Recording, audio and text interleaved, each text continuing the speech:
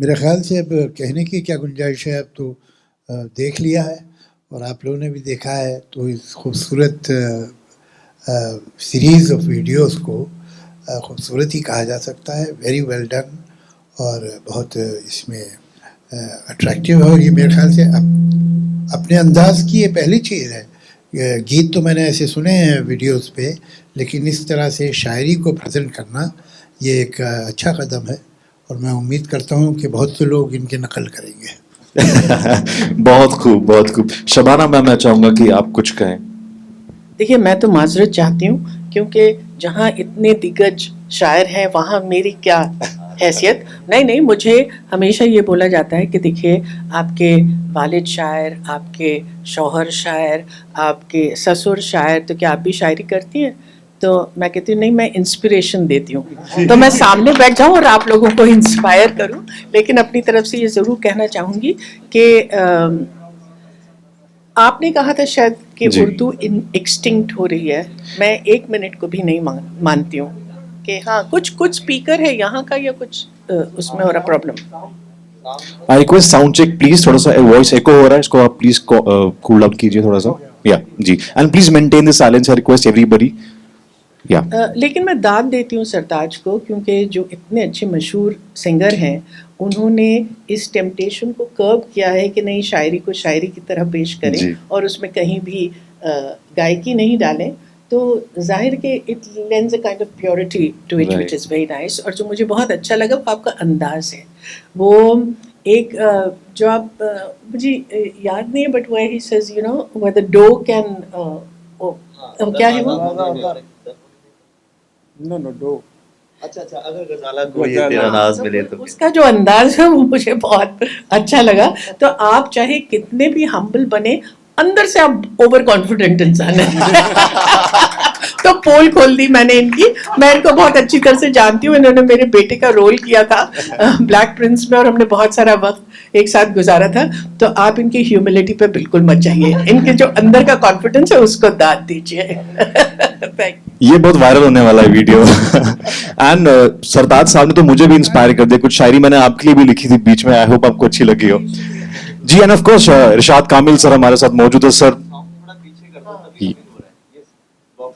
या can we have a sound check please, थोड़ा voice echo हो रहा है, इट्स अ रिक्वेस्ट। जी, सरताज साहब हमारे पंजाब के तो सरताज हैं ही, और वहाँ पंजाब में इनको मोहब्बत का मुर्शिद भी कहते हैं। मोहब्बतें सिखा रहे हैं जवान दिलों को वहाँ पे।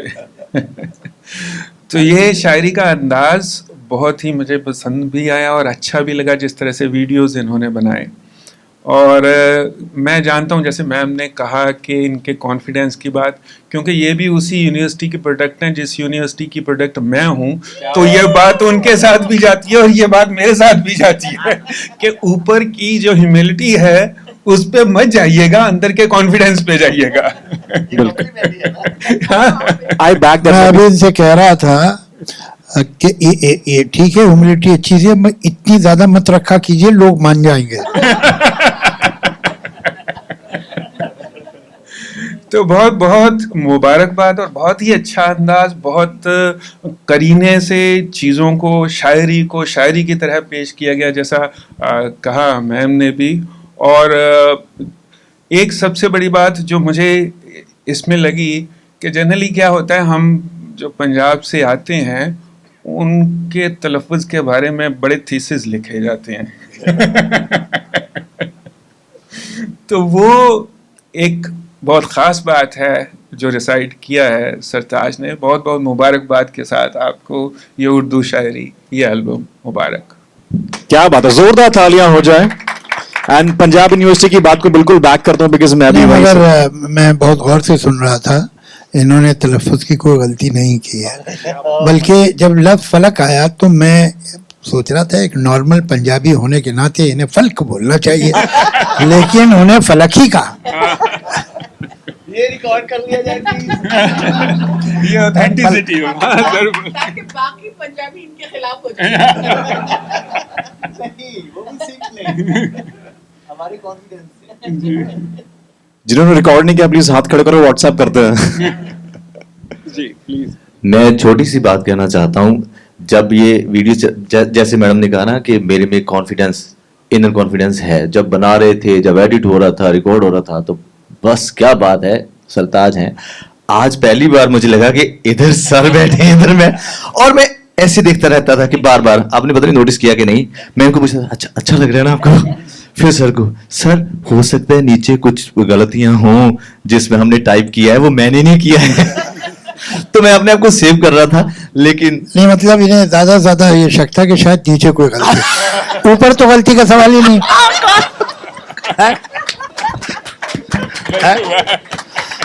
ओह गॉड, नहीं, मुझे दिस वाज मैसिव। मुझे ऐसा लगता है कि आपके ऊपर की गलतियों पे ना जाए ध्यान, इसलिए नीचे की गलतियां देखिए आप। हमारे मेट्स बता रहे हैं। ओह गॉड। मगर आप बताइए कि आपको ये आइडिया कैसे आया? आइडिया तो नहीं कहा जा सकता, ये मेरे में एहसास आया एक्चुअली। मुझे लगा ड्यूरिंग लॉकडाउन, जैसे हम तकरीबन सब लोग फ्री ही थे, मैं तो बिल्कुल ही था, और कोई कॉन्सर्ट नहीं था, इंटरव्यूज नहीं थे, शूटिंग नहीं थी, कुछ नहीं था। तो this was the most fertile year being a creative human for me. मतलब ब्लेसिंग थी, मुझे लगता है। कई लोगों के अपने गए हैं, उसमें बहुत जाहिर सी बात है, हम दुख भी है, और लेकिन मैंने तकरीबन 250 या 200 के करीब नज़्में, गीत लिखे होंगे, ज़्यादातर पंजाबी थे। लेकिन जब 150 के पार हुए तो अपने आप उर्दू लिखने लगा, ना मालूम क्यों। और मैं, ये वैसे गलत बात है थोड़ी सी, पढ़ता कम हूँ, सुनता भी कम हूँ। वो मेरा वजह यह है कि मेरे पे असर बहुत जल्दी हो जाता है, तो अपने आप को थोड़ा सा वो वर्जन जैसा रखने के लिए। लेकिन ये कैसे शुरू हुआ, ये बहुत इत्तेफाक और खूबसूरत इत्तेफाक था कि मैंने लगातार न मालूम कितनी उर्दू की वो अशार लिखे या नज़्में लिखी। तो जब वो हो गई तो मैं, जाहिर सी बात है, मैं गवैया हूँ, कंपोज़र हूँ, मैंने वो कंपोज किए, मेरे पास रिकॉर्डेड भी हैं, गाए भी हैं कंपोजिशन में। लेकिन जब मेरा दिल किया कि यार कि अगर मैं इसको गाऊंगा तो हो सकता है सामीन में उसकी मौसीकी पे ज़्यादा ख्याल हो, उसमें उसकी तर्जदारी पे हो, उसके साज़ों पे हो, है ना, उसकी ब्यूटिफिकेशन जो म्यूजिकली की है उस पे हो। तो मुझे लगा कि नहीं यार, ये ख्याल सबसे अहम होना चाहिए, अल्फाज सबसे अहम होने चाहिए, उसकी बहरबंदी, छंदबंदी, काफिया, रदीफ, रवानी, जितनी भी वो चीज़ है, अहमियत उसको मिलनी चाहिए, क्योंकि ये पहली बार मेरे साथ होगा। अदरवाइज मुझसे यही तो तवक्को की जाती है कि चलिए आप ये हैं, गाएंगे। तो जब मैंने ये तय कर लिया कि मैं ऐसा करूंगा, तो सारी टीम को ये लगा कि ये कैसा सुसाइडल अटेम्प्ट है। एक तो पंजाबी सिंगर हो, उर्दू लिखा है, और उसको भी गा नहीं रहे हो, और ऊपर से यह है कि अच्छा दुबई और कहाँ कहाँ जाके शूट कर रहे हो कि मुझे करना भी है। तो उनको ये ऑकवर्ड तो लगा ही था, जाहिर सी बात है, जब इस कट थ्रोट कॉम्पिटिटिव इंडस्ट्री में आप होते हैं तो ऐसी चीजें जाहिर सी बात है आपके लोग सोचते हैं। लेकिन मैं अपने आप को इस बात से बहुत खुशकिस्मत समझता हूँ, फॉर्चुनेट हूँ कि मुझे सक्सेस इस चीज में लगती है कि जो आप करना चाहो वो कर सको। इस बात में नहीं कि आपका काम सराहा जाए, वो हिट हो जाए, वो बहुत लोग सुने, वो जाहिर सी बात है जरूरी है, होना चाहिए, अगर हो जाए तो उससे बेहतर तो कुछ भी नहीं है। मगर आप अगर इस स्टेज पे हैं कि आप अपनी मर्जी कर सकते हैं तो कर लेनी चाहिए। सो इसके लिए यही मेरा एक कदम था कि चलो ऐसा कुछ करके देखते हैं, अगर लोगों को अच्छा लगेगा बहुत अच्छी बात है, फिर करते रहेंगे, नहीं लगेगा तो फिर भी ठीक है, अपने लिए रख लेंगे। So this was the only and above all, जब हमने मैम से और सर से कांटेक्ट किया, जसी जी हमारे वो यूएसए में हैं, मैम आज ही आए हैं यूरोप से, ये शूट पे थे बुडापेस्ट में, एक बहुत बड़ा मरहला तय करके आए हैं, ये खुद बताएंगे। तो उन्होंने कहा कि अच्छा मैं 11 बजे लैंड हो जाऊंगी, 4 बजे रख लेते हैं, घर के पास ही रख लेते हैं। तो सर की ऑब्वियसली अवेलेबिलिटी बहुत ज़्यादा हार्ड होती है, उन्होंने इनसे पूछा और बात बन गई। और इरशाद सर, वो क्या कहते हैं, चेरी ऑन द केक, वो भी। तो जितने भी लोग आए हैं, मैं इट्स मतलब कि कैसे इनका शुक्रिया अदा करूं, ये मेरे लिए बहुत बहुत बड़ा दिन है आज। Thank you sir, thank you so much. I think we can head towards media question answers and I think पहली बात तो ये कि सरदार जी जो अपने एक्सपेरिमेंट कहेंगे जो आप कह रहे हैं, आई थिंक इसके लिए मेरे तहे दिल से जोरदार तालियां हो जाए, बिकॉज अपने आप में मुझे लगता है कहीं ना कहीं रेवोल्यूशन लेके आने वाला है ये एक म्यूजिक इंडस्ट्री में, बिकॉज ये बहुत बहुत प्यारा है and I am sure everybody must have had goosebumps while listening to this poetry. It's beautiful. So on that note, moving on to media, I want anybody to just come up with questions. We are short of time, so quickly we'll have just couple of questions. Yeah. Anybody? Introduce yourself. मैं सादत खान इनकलाब से हूँ, रोज़नामा इनकलाब से. जहाँ तक वो ऊपर और नीचों की गलतियों की बात थी, तो उसमें एक गलती मुझे दिखी जिसकी निशानदेही मैं करना चाहता हूँ. एक जगह सरताज की जगह सिराज लिखा हुआ है, सिराज लिखा हुआ है. वो सिराज भी है. नहीं, सिराज है ज़रूर एक जगह, वो भी सही है कि एक जगह सिराज है, लेकिन एक जगह आपने पढ़ा सरताज है और लिखा सिराज है, तो वो देख लें तो ज़रा बेहतर होगा. दूसरी बात यह कि आपने उर्दू में एल्बम लिखा है, तो मैं आपसे ये सवाल करना चाहता हूँ कि उर्दू से मुताल्लिक आपके जज्बात क्या हैं? मेरे पास मेरे फ़ोन में एक तस्वीर है. जावेद सर अभी हमारे वहाँ चंडीगढ़ में एक यूनिवर्सिटी में जाके हैं, चितकारा में गए थे, तो वहाँ एक हिंदी का अखबार है, उसमें इनकी ख़बर लगी, तो मैं आपको, मेरे पास होगी, मैं निकाल के दिखा दूंगा. इनका स्टेटमेंट था कि उर्दू पंजाब की ज़ुबान थी, हमने बहुत गलती की है उसको भुलाकर. और यही ताल्लुक़ है मेरे ख्याल से, क्योंकि बंटवारे से पहले का जो पंजाब है, वो उनकी सारी ज़मीनी कागजात आज हमारे यहाँ में भी, इस तरफ भी सारे ज़्यादातर पर्शियन इम्प्रेशन की जो उर्दू है, ख़रीद फ़रोख्त है, फ़र्दे हैं, ऐसे कुछ बहुत सारी ऐसी चीज़ें हैं जो कुदरतन इत्तेफाकन हमारी ज़ुबान पंजाबी में है. बहुत से ऐसे लफ्ज़ हैं जो हमें कई बार बोलते हुए बाद में पता चलता है कि अच्छा ये उस एरिया से हमारी ज़ुबान में चीज़ आई है. तो ये बहुत ही गहरा मेरे ख्याल से ताल्लुक़ है दोनों ज़ुबानों का. पंजाब खुद अपने आप में फ़ारसी ज़ुबान का लफ्ज़ है, तो मेरे ख्याल से इस बारे में मुझसे बेहतर, मतलब इन तो ये जाहिर सी बात है बताएंगे, और इनसे बेहतर दुनिया में शायद कोई भी नहीं बता पाएगा मेरे ख्याल से. आपने कहा कि उस एरिया से आई है ये लफ्ज़ हैं या ज़बान, किस एरिया से? जब महाराजा रणजीत सिंह जी का राज था तो उनकी दरबारी ज़ुबान फ़ारसी थी, तो धीरे धीरे वो ड्रिवन मेरे ख्याल से चीज़ें ऐसे होकर उर्दू में और पंजाब में. नहीं, देखिए, फ़ारसी तो सारे जो ज़माने में राजे महाराजे बादशाह होते थे, सबकी ज़बान वो ही होती थी, पर्शियन. जैसे कि आजकल अंग्रेज़ी है, तो अंग्रेज़ी एलीट की लैंग्वेज मानी जाती है, वैसे उस ज़माने में पर्शियन की थी.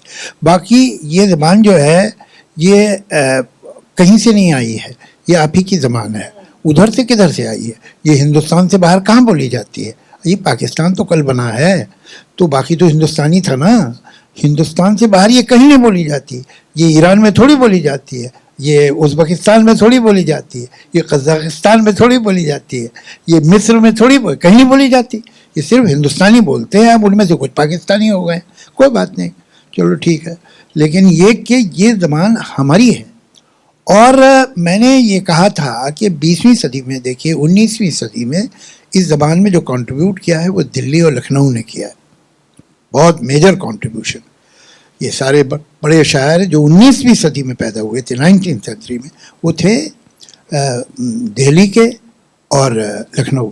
लेकिन 20th सेंचुरी में मेजर कंट्रीब्यूशन प्रोज में भी और पोइट्री में लखनऊ दिल्ली से नहीं आया, बल्कि पंजाब से आया.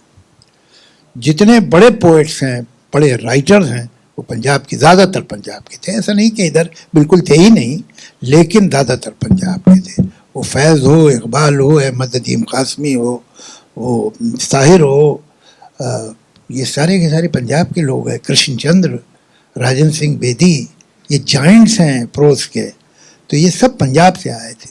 और पंजाब में मैं जाता था दिल्ली 70s में, तो हर मुझे पंजाबी बताता था कि सर मेरे फादर तो उर्दू ही में लिखते पढ़ते हैं.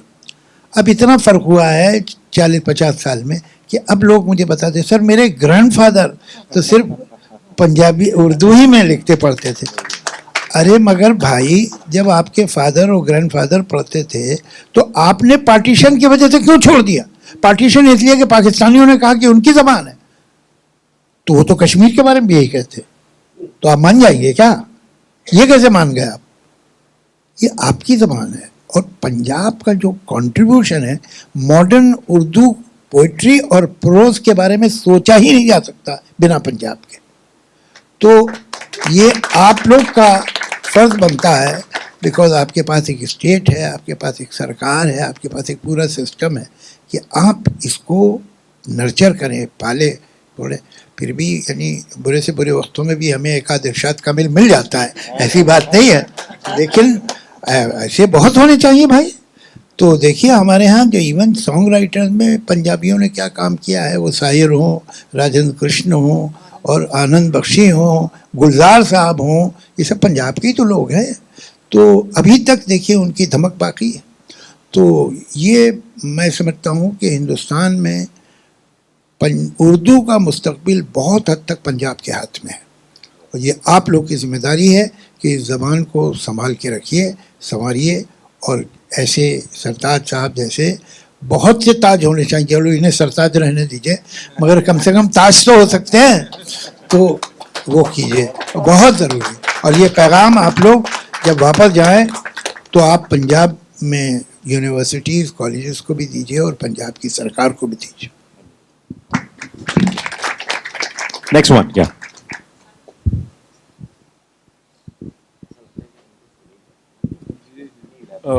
जावेद साहब, मेरा एक सवाल है। उर्दू भाषा का सिनेमा में जितना इस्तेमाल हुआ करता था 40-50 के दशक से लेके 70 के दशक तक, गानों में भी उर्दू का बहुत ज़्यादा इस्तेमाल होता था, डायलॉग्स में होता था, और स्क्रीन पर जब शीर्षक आता था तो भी उर्दू में लिखा जाता था। ये जो उर्दू का डिक्लाइन हुआ है सिनेमा में, उसे आप किस तरह से देखते हैं और आप क्या कहना चाहेंगे इस बारे में? ये एक बड़ा लंबा चौड़ा टॉपिक है। उर्दू ही का नहीं, अफसोस ये है कि हिंदुस्तान में सारी इंडिजिनस लैंग्वेजेस इंक्लूडिंग हिंदी सबका डिक्लाइन हुआ। हकीकत तो ये सही है कि उर्दू पढ़ने वाले दिन ब दिन कम हो गए हैं, लेकिन उर्दू बोलने वाले और समझने वाले और उर्दू से मोहब्बत करने वालों में कमी नहीं आई, वो बढ़े, वो बहुत ज़्यादा हुए हैं, इसमें कोई शक नहीं। और वो चूँकि हमारे स्कूल्स में कॉलेजेस में अवेलेबल नहीं है ज़बान, और तो वो लोगों को स्क्रिप्ट नहीं आती है, मगर वही उर्दू पोइट्री जब देवनागरी में छप जाती है तो वो इतनी बिकती है कि कोई इसकी हद ही नहीं है। तो ये तो अपनी जगह है, लेकिन जहाँ तक फिल्म का ताल्लुक़ है तो शायद टाइटल्स में अब इसीलिए नहीं देते कि भाई लोग पढ़ ही नहीं पाएंगे ज़्यादातर, तो अब क्या टाइटल दे दे तो अच्छा है, नहीं देते तो नहीं देते हैं। लेकिन जहाँ तक फिल्म की ज़बान का ताल्लुक़ है कि उर्दू अगर उसमें कम हो गई तो मुझे ये बताइए कौन सी ज़बान बढ़ी है, कौन सी बढ़ी? अंग्रेज़ी। मतलब क्या ऐसा हो गया कि हिंदी बहुत हो गई? हमने हिंदी फिल्म का फैक्ट ये है कि हिंदी भी कम हो गई है हमारे यहाँ। और फिल्म को क्या आप ब्लेम कर रहे हैं? हमारे समाज में ज़माने सिमट गई हैं। जब समाज में ज़माने सिमट गई हैं तो वो तो फिल्म में भी मैनिफेस्ट होगा। अब ये नौजवान राइटर्स हैं, लिखेंगे तो इनको तो आती है ना ज़बान। तो एक जो डायरेक्टर है, प्रोड्यूसर है, साहब ये वर्ड का क्या मतलब है, ये तो लोग समझेंगे नहीं, और शायद ठीक भी कह रहा होगा वो। तो बड़ा प्रॉब्लम है इसमें, किस तरह से मैनेज करते हैं यही जानते हैं कि उसके बावजूद भी ये लोग अच्छे गाने लिख लेते हैं, वरना एटमॉस्फेयर कंड्यूसिव नहीं है अच्छा लिखने के लिए। ये हवा के ख़िलाफ़ चल रहे हैं इरशाद कामिल जैसे लोग, सही बता रहा हूँ आपको।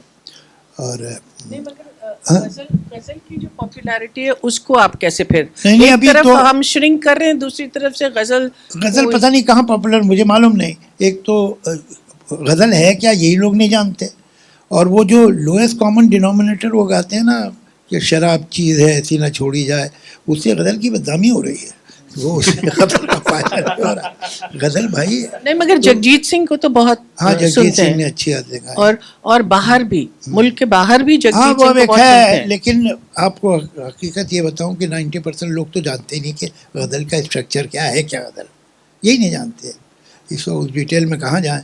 लेकिन चलो ठीक है, एक कहीं शायद उन्हें जेनेटिकली या उन्होंने बचपन में सुना है या अपने एटमॉस्फेयर में सुना कि साहब शायरी उर्दू की कुछ बात होती है उसमें, तो उससे वो कहीं कनेक्टेड हैं अभी भी। और अगर उनकी समझ में भी नहीं आता तो उन्हें अफसोस है कि नहीं समझ में आ रहा, वो समझना चाहते हैं। और यंगर जनरेशन में ये इंटरेस्ट पोइट्री की तरफ रिवाइव हुआ है। मैं समझता हूँ इरशाद साहब भी इस बात की गवाही देंगे कि जहाँ जाते हैं वहाँ पर यंगर जनरेशन सुनने आती है और उनको नो थैंक्स टू अस, हमने तो ये सब बताया नहीं, सिखाया नहीं उन्हें, ये दिलचस्पी उन्हें खुद ही पैदा हो रही है कि उन्हें कहीं ऐसा लगता है नॉर्थ इंडिया में ख़ास तौर से कि कहीं कोई चीज़ छूट गई है, कुछ कमी है। बाकी सब तो मिल गया है, सारी मटेरियल कंफर्ट्स, लेकिन उन्हें ये ख्याल है कि कोई कल्चर में कहीं हमारे कोई गैप आ गया है, कुछ कम है। तो उनमें वो जो कमी है उसमें एक कमी पोइट्री की भी है, और भी कमियां हैं, जैसे हम अपने फोक आर्ट के बारे में नहीं जानते, हम अपनी माइथोलॉजी के बारे में नहीं जानते, हम हमारी यंगर जनरेशन जो है वो उसकी ज़बान सिमट गई है। हमारे आपने किसी यंगस्टर को आज तक कोई कहावत, कोई मुहावरा बोलते सुना है? हमारे बुज़ुर्ग जो थे, ख़ास तौर से नानियाँ दादियाँ, तो कोई जुमला बिना कहावत के बोलती ही नहीं थी, उसमें हर कॉन्वर्सेशन में 4 कहावतें मुहावरे होते थे। वो सब कहाँ चले गए? These were the capsules of wisdom जो जनरेशन में पुराना जो कल्चर होता है उसमें बनते हैं। ये नए नए लोग नहीं बना सकते, ये आता है बड़ी बड़ी पीढ़ियों से, वो खो गया है। तो ये लॉस जो है बहुत बड़ा है और वही फिल्मों में भी रिफ्लेक्ट करता है। तो हमें असल में अपने बच्चों को घर में भी और स्कूल में भी इन चीज़ों में इंटरेस्ट दिलाना चाहिए। जावेद साहब, अगर आप इजाज़त देते, एक छोटा सा और सवाल था। कॉलेज के दिनों में मैंने आपकी कविताओं की किताब तरकश पढ़ी थी और मैं बहुत गहरे तक प्रभावित हुआ था। ये था क्यों, मतलब अब नहीं है। हर बात में आप पास्ट टेंस लगा रहे हैं जिससे मैं बहुत इनसिक्योर हो रहा हूँ। जी। मेरे प्रोफेसर ने वो किताब दी थी और आपने जिस शिद्दत के साथ अपने संघर्ष को उसमें बयां किया था, अपने बचपन से लेके जवानी का जो संघर्ष था और बाद में जो आपने सफलता पाई, कई किताबें उसके बाद आप पर लिखी गई। क्या आप खुद अपने कलम से अपने बारे में प्रोज फॉर्म में कभी कुछ इस तरह की किताब ऑटोबायोग्राफिकल लिखेंगे, या तरकश जैसी कोई उसका अगला अध्याय लिखना चाहेंगे, या कुछ सोच रहे हैं आप? देखिए, अभी क्या है कि जिन लोगों ने मुझे पैसे दिए हुए लिखने के लिए, पहले तो उनका काम कर दूं, वही बहुत बड़ी बात हो रही है।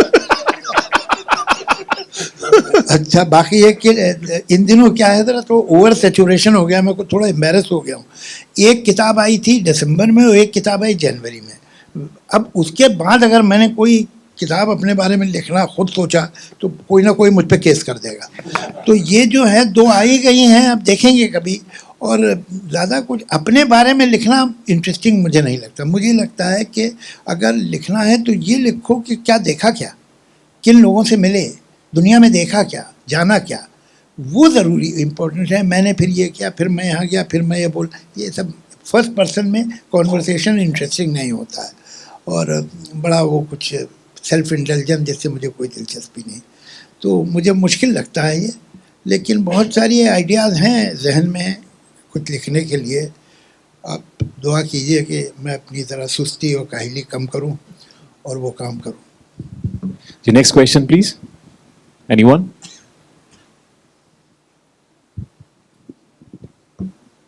Any question before we wrap? Okay, you have. Pass on the mic, please. Hello sir, Shariq from Indian express sir. Sir आपसे जावेद जी आपसे पूछना चाहेंगे कि मतलब आपको लगता है कहीं ना कहीं स्कूल कॉलेजेस में उर्दू का इन्फ्लुएंस कम हुआ है? जैसे आप बता रहे थे अभी कि स्कूल कॉलेज में उर्दू इतनी पढ़ाई नहीं जा रही है या कम है इन्फ्लुएंस, इसीलिए जो है उर्दू का भी इन्फ्लुएंस कम हो रहा है सोसाइटी में।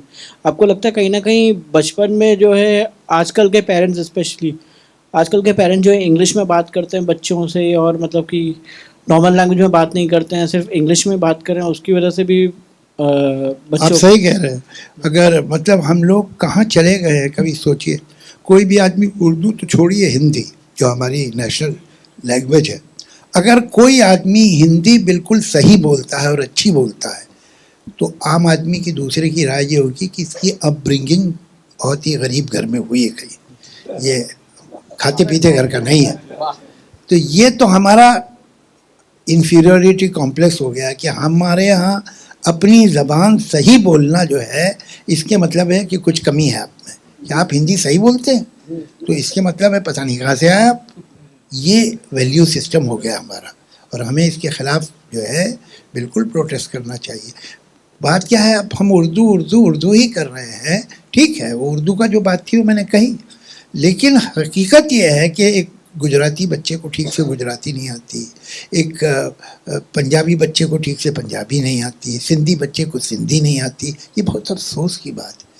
आप कैसे पंजाबी हो सकते हैं अगर आपको नहीं मालूम कि बुल्ले शाह कौन है और उसने क्या लिखा है? तो फिर पंजाबी अधूरे व नाम से ही रह गए फिर तो आप। तो आपका जो कल्चर है, आपका जो लिटरेचर है, वो बुल्ले शाह ने लिखा हो, वो वारिस शाह ने लिखा हो, जब तक आप उसे नहीं जानते तो पूरी तरह से आप ज़मीन में आपकी जड़ें नहीं हैं।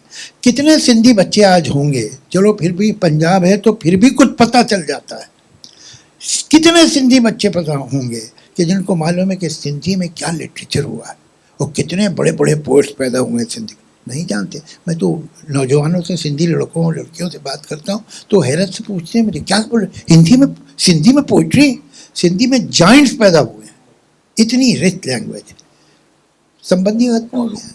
ये बहुत ख़राब बात है। हिंदी नहीं जानते आप ठीक से, अगर आप नॉर्थ इंडिया में हैं, हिंदी नहीं पता आपको, वहाँ का फोक नहीं पता, तो आप क्या है, तो जड़ नहीं है, सिर्फ शाखें हैं, और जड़ नहीं होगी पेड़ की कब तक खड़ा रहेगा।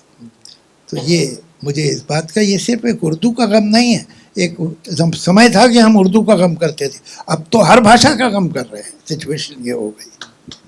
नहीं तो ऐसे में सरताज की जो कोशिश है उसको हम ज़्यादा सराहेंगे और आपको फिर एक बात बहुत मुबारकबाद देंगे कि आपने बेटर सेंस प्रिवेल्स की बात नहीं सुन के आपने वो किया, और आपका ये बहुत बड़ा कंट्रीब्यूशन है, so thank you very much. और क्योंकि यहाँ दो बहुत दिग्गज म्यूज़िक डायरेक्टर्स हैं तो मैं जतिन जी को और राजू सिंह जी को कहूँगी कि ये बहुत, सॉरी ललित, सॉरी मुझे बहुत सारी बार स्मिता बोला जाता है तो डोंट फॉरगेट दिस थिंग। तो ललित और राजू, सरताज बेहद अच्छा गाते हैं, ये आप लोगों को आप जानते हैं इस बात को, लेकिन इनको कोई ना कोई हिंदी फिल्म में गाना आप जरूर गवाएं। अच्छा, मुझे सरताज जी से एक सवाल ये करना है। अब आपने उर्दू में भी लिख के देख लिया, पंजाबी में तो आप लिखते ही थे, उर्दू में भी लिख के देख लिया, ज्यादा मजा किस में आया, ज्यादा दिल किस में लगा? बहुत गहरा सवाल, बहुत गहरा सवाल है। ये सर का है। ये इनकी उर्दू छुड़वा देंगे। देखिए, जो मादरी जुबान है मेरी वो पंजाबी ही है, तो उसमें आसानी है, उसमें मतलब आप ऐसे बहते चले जाते हैं कि आपको शायद ख्याल भी नहीं रहता। ये उसकी रवानी, उसकी मादरी जुबान होने का मेरा फायदा है। तो लज्जत की बात करें तो उर्दू, जाहिर सी बात है, जब आप नई कोई चीज चखते हैं तो वो ज्यादा टेस्टी लगती है ना। जैसे मैंने आपको कहा कि आप जो रोज चीज खा रहे हैं उसके अलावा एक नई चीज खाएं, अच्छा यार ये बड़ी अच्छी है, नई मिली है, तो उस हिसाब से मुझे बड़ा मजा आया।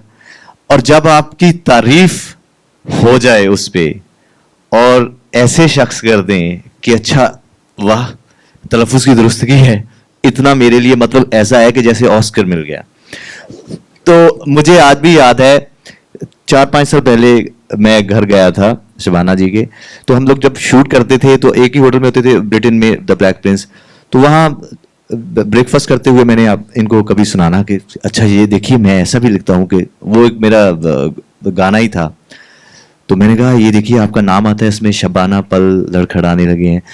तो जब मैं घर गया तो सर भी वहीं थे इत्तेफाकन, तो ये कहते आप वो सुनाओ ना, वो जो आप मेरे लिए गाते हो। मैंने कहा नहीं सर बैठे अब नहीं, पर इन्होंने तो फिर इन्होंने नहीं आप सुनाओ, तो इन्होंने वो टेबल बजाया, मैंने कंपोजिशन गाई, और सर का मुझे आज याद है, आज भी इनका कॉम्प्लीमेंट था कि ये बहुत ताजा लग रहा है। तो मेरे लिए वो इतनी अहम चीज थी, मेरे ख्याल 5 या 6 साल से मेरे जहन में वो ऐसे टैटू की तरह छपा हुआ कि सर ने मुझे ये कॉम्प्लीमेंट दिया था। उस मेरे ख्याल से मेरे सबकॉन्शियस में वो बात होगी, इसलिए मैंने ये कदम उठाया है। सर एक छोटा सा करेक्शन करना था, वैसे बहुत इंपॉर्टेंट नहीं है, कि सर भी थे वहाँ इत्तेफाकन, मैं वहीं रहता हूँ।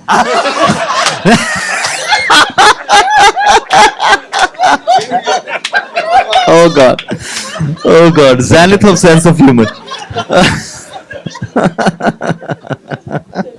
ललित जी हमारे साथ, मैं चाहता हूं कि आप भी कुछ इस एल्बम के बारे में कहें, स्पेशल रिक्वेस्ट आ रही है लोगों से। मुझे तो बड़ा मजा आया ये देख के कि आप गाते इतना अच्छा है, उसके बावजूद आपने इस प्रकार से उसका वीडियो बनाया। आपके शेरों का बहुत एक अलग कॉन्सेप्ट लगा मुझे, और मैं बिल्कुल एग्री करता हूँ कि अगर ये जोर पकड़ जाए तो बहुत मजा आएगा। और मैं आपको बहुत मुबारकबाद देता हूँ and wish you all the best. और ज़रूर हम लोग मिलेंगे साथ में और कुछ आपके गानों पे कुछ करेंगे डेफिनेटली, ज़रूर। कल मैं चंडीगढ़ में था तो एक जैसे वहाँ का जो हिंदी मीडिया है तो वो कहते हैं कि चलिए कुछ इंटरव्यूज कर लेते हैं, जैसे दैनिक भास्कर एंड ऑल। तो उन्होंने कहा कि आपकी क्या उम्मीद है, आपने ये जो किया है। तो मैं अपने घर पे ही था, मैंने कहा देखिए उम्मीद तो कोई नहीं है, ख्वाहिश जरूर है। तो वो कह रहे हैं वो क्या है। मैंने कहा कि मुझे ये लगता है कि जो लोग जिनकी अभी भी घर की ये जुबान है, जो शायद रोजमर्रा में, जैसे मलेरकोटला में शायद कुछ लोग पाजी होंगे ऐसे शायद जो बोलते होंगे प्रॉबेबली, जैसे उन्होंने कहा कि लखनऊ या नॉर्थ इंडिया के काफी इलाकों में जहाँ पे वो लिखते भी हैं, बोलते भी हैं, गाते भी हैं, उसमें उनको बस ये लग जाए कि यार ये एक सरदार लड़के ने कुछ करने की कोशिश की है तो चलो इसको दाद दें थोड़ी बहुत, अगर कुछ गलती में है तो चलने दो, कोई बात नहीं। तो मेरी ये ख्वाहिश है कि उन लोगों तक ये मेरी बात पहुंचे, ताकि ये मोहब्बत का जो पैगाम है, ये जुबानें, मुझे लगता है जैसे सर ने कहा, मैं अब थोड़ा कि उधर से आई है, उधर से मतलब मेरा सरहद पार से ही था, लेकिन उन्होंने मुझे करेक्ट किया कि ये हमेशा यहीं थी, यहीं बोली जाती थी, आज भी बोली जाती है। बहुत सारे लोग आज भी यहाँ पे घर पे भी बोलते हैं ये बात और ये जुबान।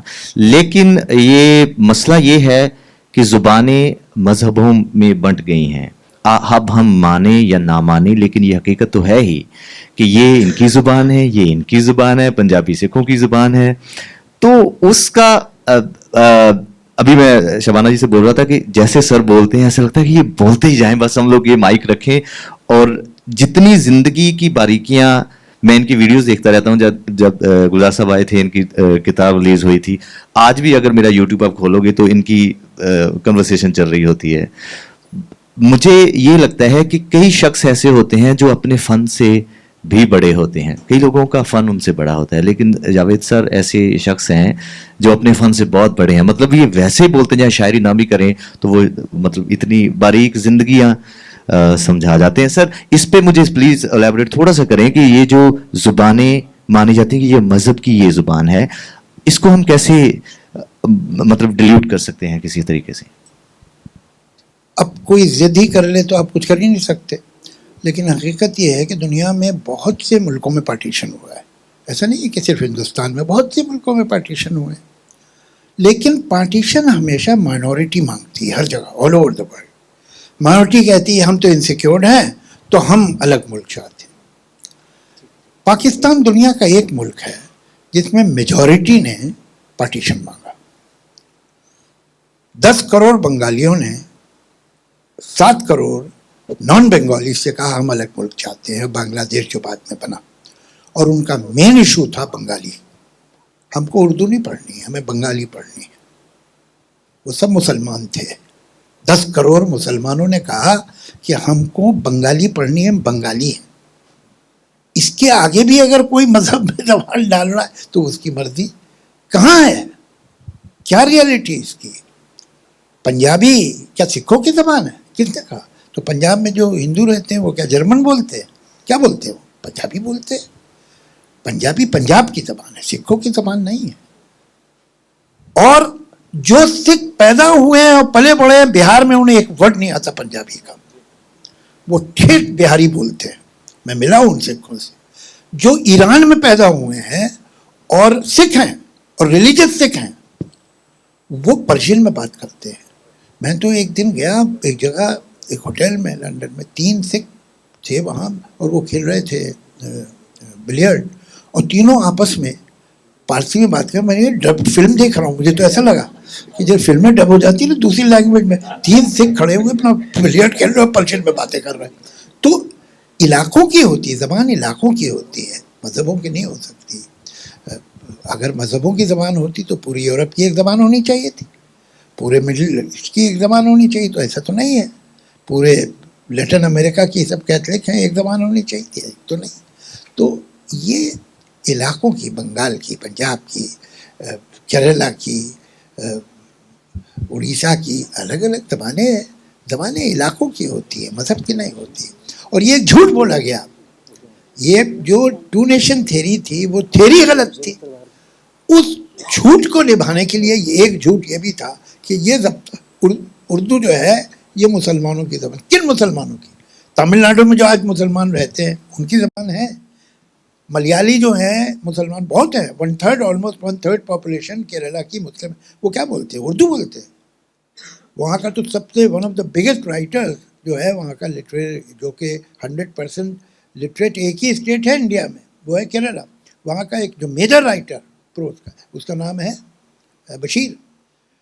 जो टैगोर के बाद जिस पोएट को बांग्लादेश मानता है उसका नाम है नजरुल इस्लाम, काजी नजरुल। ये उर्दू बोलते थे, ये उर्दू लिखते थे। ये गलत है। तो क्या कृष्ण चंद्र की ज़बान उर्दू नहीं थी? कोई और ज़बान थी? ऐसा थोड़ी है। कृष्ण चंद्र की उर्दू की ज़बान थी। कृष्ण चंद्र जैसी उर्दू कौन लिखेगा? एक थे Pandit Ratannath Sarshar. He is the touchstone of Urdu. जो पंडित रतननाथ सरशार ने फसाना आदात में लिखा है वो सही उर्दू है।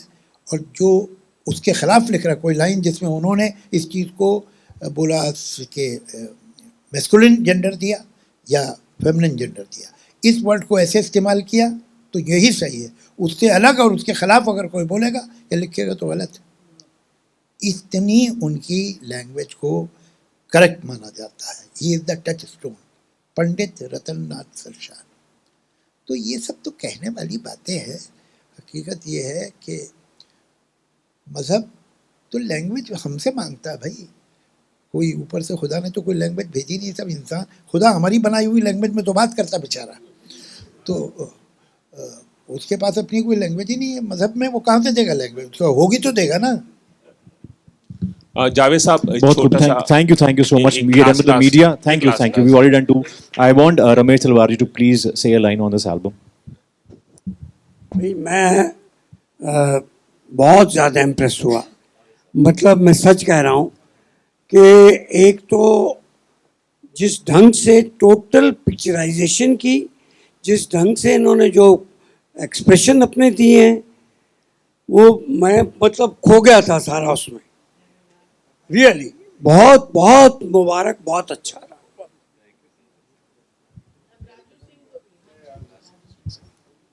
एक्चुअली मुझे अभी भी मौका मिला था जहाँ हमने एक प्रोजेक्ट साथ में काम किया है, which is a Punjabi film Kali Jotta. And Shabana ji, the songs are from here, soulful songs. तेरा रुतबा, wow, everybody is loving the songs and everything. I did the music score for it, so मुझे तो आपका ये साइड पता ही नहीं था। तो we have more scope not only Punjab to do Punjabi songs together, but of course Hindi also now. We'll तो मतलब एक्चुअली इनका जो एजेंडा है वो ये कि हम दोनों की पीठ पे लात मारना है। पर इंशाल्लाह मतलब मैं इतनी, सर मैं हैरान हूँ। मतलब सच कैसे पकड़ लिया? मैं 10 Mic drop. Okay, thank you so much everyone, media. But before we wrap, thank you so much. We're done with the questions. We are short of time. Satendra, मैंने सुना है कि आपने जो शबाना रैप, आपने उसके बारे में बात भी की है। So request है सबकी कि एक लाइन हो जाए शबाना रैप की, because हम सब बहुत उत्सुक हैं उसको सुनने के लिए। हाँ, ये लोगों ने बहुत रिक्वेस्ट किया हमें, so yeah, हाँ।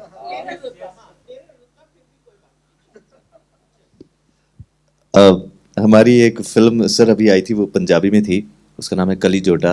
वो अभी भी थिएटर्स में है। मतलब फॉर्चुनेटली 7th वीक चल रहा है। कोई रीजनल फिल्म इतने लंबे समय तक थिएटर्स में, ये हमारे लिए बड़ी खुशनसीबी की बात है। और मोस्ट सक्सेसफुल प्रोबेबली उसको माना जाता है रीजनल सिनेमा में अब तक। तो उसका एक वो पंजाबी में गाना है किते नी तेरा रुतबा कटदा जे हस के बुलाल में किधरे, किते नी तेरा रुतबा कटदा जे हस के बुला लवीं किधरे किते निशानो शौक तां जादियां मुहब्बतां जता लवीं किधरे किते नी तेरा रुतबा कटदा जे हस के बुला लवीं किधरे चिरां पिछों जदों एहसास होणगे उदों दिलदार नहीं पास होणगे रंगले जहान दियां रौनकां च भी दिल किसे गल तो उदास होणगे हाले भी कुछ सोच ले वे महरमा जे मन समझा लवें किधरे हाले भी कुछ सोच ले वे महरमा जे मन समझा लवें किधरे किते निशानो शौक तां जांदियां मुहब्बतां जता लवें किधरे काशनी खुमारियां दी लोर वेख लै अज़लां तो आशिकी दी तोर वेख लै अंबरां ते कीता ए बसेरा चन्न वे दिलां दी जमीन ते चकोर वेख लै ए गीत सरताज दा ए हाण दा जे रूहां च वसा लवें किधरे ए गीत सरताज दा ए हाण दा जे रूहां च वसा लवें किधरे किते निशानो शौक तां जांदियां मुहब्बतां जता लवें किधरे किते नी तेरा रुतबा घटदा जे हस के बुला लवीं किधरे रोंगटे खड़े कर देने वाली आवाज के लिए जोरदार तालियां हो जाए। शायराना सरताज जी आज की evening, thank you so much for being here. Media, thank you so much, and thank you so much Shabana ji.